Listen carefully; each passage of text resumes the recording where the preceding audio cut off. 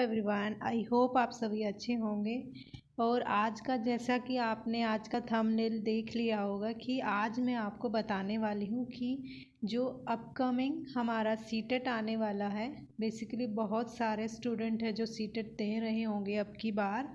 तो मैं बेसिकली इस जो वीडियो में डिस्कस करूँगी कि आज की हमारी क्या प्लानिंग होगी, क्या क्या सब्जेक्ट हमारे सीटेट में आते हैं, कुछ बच्चों को कन्फ्यूज़न है और कौन से मोस्ट इम्पोर्टेंट चीज़ें हैं जो आपको करनी है अगर आप सीटेट को फर्स्ट टाइम में क्लियर करना चाहते हैं। और सिर्फ क्लियर ही नहीं करना चाहते हैं, अच्छे मार्क्स लेना चाहते हैं, तो आप अगर इस ट्रिक को फॉलो करेंगे तो डेफिनेटली आप अच्छे मार्क्स लेंगे।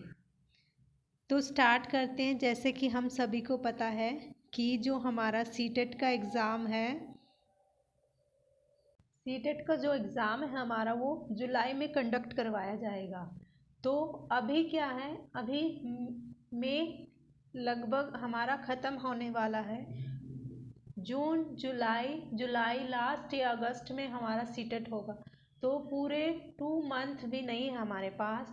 अगर हम एक एक थ्योरेटिकल पूरा सिलेबस करेंगे तो इतना जल्दी नहीं कर पाएंगे, लेकिन कुछ ट्रिक के साथ अगर आप करते हैं तो डेफिनेटली आपका क्लियर भी होगा और आपके अच्छे मार्क्स भी आएंगे। मैंने जब सीटेट दिया था मैंने ये चीज़ें सभी ऑब्जर्व की थी और मैंने खुद एग्ज़ाम दिया, तो मुझे पता है कि कौन से सेक्शन में कहाँ से क्वेश्चन आए थे। तो अब चलते हैं हम अपने इसके सीटेट जो जुलाई में कंडक्ट होने वाला है। बेसिकली पेपर 1 और पेपर 2, बहुत सारे बच्चों ने दोनों पेपर फिल कर रखे हैं, कुछ बच्चों ने सिर्फ एक कर रखा। तो मैं 1 बाय 1 दोनों के बारे में डिस्कस करूँगी। तो बेसिकली क्या है, हमारा पेपर 1 में जो है, पेपर 1 में 5 सब्जेक्ट होते हैं। एक होता है हमारा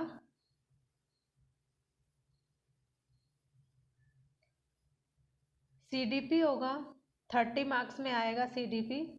ईवीएस रहेगा 30 मार्क्स में, हिंदी 30 मार्क्स में, इंग्लिश 30 मार्क्स में, मैथ 30 मार्क्स में। ठीक है। अब ये 30 मार्क्स, ये यहाँ पे जो सीडीपी के मार्क्स हैं, ये कंप्लीट 30 की सीडीपी आती है इधर। लेकिन अगर हम ईवीएस के पास जाते हैं तो ईवीएस के पास जो ये 15 का मैंने अलग से डिवाइड किया ना इनको, तो 15 मार्क्स हमारे पेडागोजी के हैं, 15 मार्क्स हमारे कंटेंट के हैं। मतलब ईवीएस में अगर हम बात करते हैं ईवीएस की, ईवीएस में 15 में हमारा कंटेंट आएगा, ठीक है, और 15 मार्क्स में हमारी पेडागोजी आएगी। ठीक है। तो सेम प्रोसीजर जैसे ईवीएस का है, सेम प्रोसीजर, सेम चीज़ें हर एक सब्जेक्ट के साथ होंगी। सेम हिंदी के साथ रहेगी, सेम हिंदी के साथ रहेगी, सेम इंग्लिश के साथ रहेगी 15 और सेम मैथ में रहेगी। थोड़ा सा डिफरेंस रहता है इनकी पैडागोजी में। जो हिंदी में होगी तो हिंदी लैंग्वेज से रिलेटेड रहेगी, इंग्लिश में होगी इंग्लिश से रिलेटेड होगी, लेकिन main concept, main theory, main pedagogy same रहती है। ठीक है। तो अगर हम यहाँ पे देखते हैं तो ये 150 टोटल मार्क्स हुए इधर हमारे। पेपर 2 की बात करते हैं तो अगेन सीडीपी 30 मार्क्स में, हिंदी अगेन डिवाइड होगी 15 30 में, इंग्लिश 30 मार्क्स की टोटल, 15 और 15 की अलग अलग। और कुछ बच्चों का एसएसटी होता है, कुछ का साइंस और मैथ्स होता है। तो इन दोनों सब्जेक्ट के 60 क्वेश्चन यहाँ पे हमारे आते हैं। 60 में से अगर आप लगा लो, अगर मैथ्स वाला बच्चा है तो उसमें 30 आएंगे, 30 आएंगे उसमें, 60 में से 30 आएंगे मैथ्स के और 30 आएंगे साइंस के। और अगेन ये जो 30 आएंगे इसमें भी सीडी कंटेंट और पैडागोजी मिक्स रहेगा। ठीक है। तो आपने इस पूरे डिस्कशन से आपने एक क्या मेन चीज़ नोटिस की है कि पैडागोजी को आप कहीं भी स्किप नहीं कर सकते हैं। अगर आपको अच्छे मार्क्स लेने हैं, क्लियर करना है, तो पैडागोजी पर आपको इसको अच्छे से करना।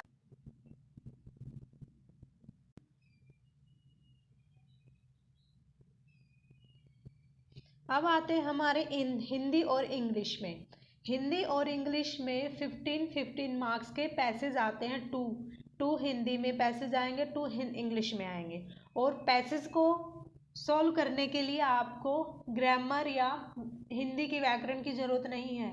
उसके लिए आपको रीड नहीं करना है। अभी बहुत सारे बच्चे ये मिस्टेक करते हैं, पूरी ग्रामर को करने लग जाते हैं, लेकिन ग्रामर नहीं आएगी।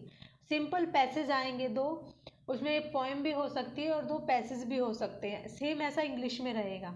उसके अकॉर्डिंग आप PYQ सॉल्व कीजिए, उसमें देख लिए कौन कौन से वर्ड यूज़ किए जाते हैं, पैसेज को सॉल्व कीजिए। एक दो क्वेश्चन आपको ग्रामर का मिलेगा और उसका भी आप गारंटी नहीं ले सकते हैं कि आप कंप्लीट ग्रामर करने के बाद उसको ठीक कर सकते हैं। तो इतना टाइम वेस्ट करने की बजाय ग्रामर पर आप अपना फोकस कीजिए CDP पर।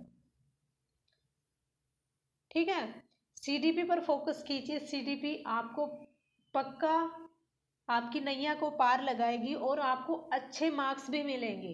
ठीक है, तो आज के मेरा मेन मोटिव यही था कि बहुत सारे बच्चे होते हैं जिसको पता नहीं होता है कि बेसिकली हमें क्या स्ट्रेटजी फॉलो करनी पड़ती है। ठीक है, तो आज से ये प्लानिंग कीजिए कि हमें क्या करना है, PYQ की प्रैक्टिस करनी है, PYQ, और CDP को स्किप बिल्कुल मत करना। ठीक है, अगर इसको स्किप कर दिया तो कोई चांस नहीं है कि आपका सीटेट क्लियर होगा। और हिंदी इंग्लिश के लिए ग्रामर पर ज़्यादा फोकस मत करना, पैसेज की प्रैक्टिस करना। और अगर आप PYQ करते हैं तो उसके साथ आपको कंटेंट का भी पता लग जाएगा कि कौन से मैथमेटिक्स में किस टाइप के क्वेश्चन होते हैं। और एक बात का ध्यान रखना, जो मैथमेटिक्स में या EVS में कंटेंट के क्वेश्चन होंगे, जो ट्रिक जो भी मतलब जो भी कंटेंट जिस टाइप का क्वेश्चन आता है, थोड़ा सा बस उसकी स्टेटमेंट में चेंज होगा, उसका तरीका, उसका करने का तरीका, क्वेश्चन चेंज होगा, सेम आपसे क्वेश्चन पूछा जाएगा। ठीक है, तो ये मत टेंशन लीजिएगा कि आपकी प्रैक्टिस नहीं होगी। मेन फोकस कीजिए अपनी PYQ पे। ठीक है, तो अभी आपको क्या करना है, PYQ की अच्छे से प्रैक्टिस कीजिए, हिंदी इंग्लिश के पैसेज कीजिए जो आए हुए हैं क्वेश्चन में, पैडागोजी की प्रैक्टिस कीजिए, अच्छे मार्क्स आपके इसमें आएंगे। ठीक है, फर्स्ट टाइम पे जब मैंने खुद सीटेट का एग्ज़ाम दिया था, मुझे भी नहीं नॉलेज था इस बारे में। मैं एक बुक लेके आई, मैं बुक को पढ़ा, उसकी ग्रामर को पढ़ती रही, CDP पर मैंने ध्यान दिया, लेकिन मेरा नहीं हो पाता। नेक्स्ट टाइम जब मैंने, मेरा अभी हुआ है जो, मैंने अच्छे से CDP को किया और मेरा अच्छे से हुआ है। ठीक है, आई होप आज की इस वीडियो में आपको कुछ ना कुछ फ़ायदा ज़रूर होगा। और जो बच्चे आने वाले सीटेट का एग्ज़ाम देने वाले हैं, क्योंकि आगे जो जब भी कोई और टीचिंग एग्ज़ाम आएगा, बिना सीटेट के आप कोई भी टीचिंग का एग्ज़ाम नहीं दे सकते हैं। तो अगर ये थोड़ा सा, बहुत सारे बच्चे इसको बिल्कुल हल्के में लेते हैं, लेकिन आपको नेक्स्ट स्टेप पर जाने के लिए पहले फर्स्ट स्टेप को क्लियर करना ही पड़ेगा। तो सीटेट सबसे मेन इम्पोर्टेंट है। कोई भी सुपर टेट, DSSB, KVS कोई भी एग्ज़ाम अगर आप दोगे तो इसके लिए सीटेट क्लियर होना चाहिए। ठीक है, तो अगर सीटेट के लिए आप बिल्कुल अपने अच्छे से मन से करना चाहते हैं तो आप प्लीज़ इस बात पर अच्छे से ध्यान दीजिएगा और ये टॉपिक जो मैंने बोले हैं इनको अच्छे से कीजिएगा। तो आज के इस वीडियो में मैं बाकी नहीं कंटेंट कर रही हूँ, तो मैंने सोचा थोड़ा सा आपको, बच्चे जो अभी तैयारी कर रहे हैं उनको बता देती हूँ कैसे आपको तैयार करना है सीटेट के लिए। आई होप आपको ये पसंद आई होगी आज की वीडियो, और अच्छी लगती है तो लाइक कीजिएगा। Thank you.